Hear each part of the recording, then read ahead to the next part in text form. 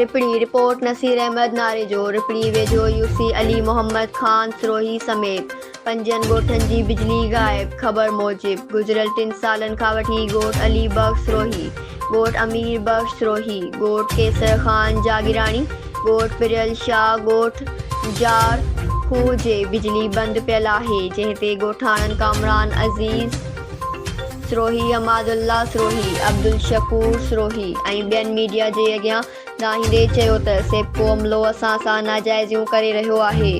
राति जो ऊंदाही जे करे असांजे ॻोठनि मां चोरियुनि जो आज़ार, सख़्त गर्मी जे मुंहुं ॾेयूं पिया। बिजली न हुजण करे मच्छरनि जो आज़ार वधी वियो आहे, जंहिंजे करे मलेरिया जहिड़े ख़तरनाक बीमारी में माण्हूअ में काही पई। असां आला इख़्तियारनि खां मुतालबो कयूं था त सेप्को अमले जे ख़िलाफ़ एक्शन खणी ऐं बिजली जी सहूलियत ॾिनी वञे। New Sindh express news रिपड़ी।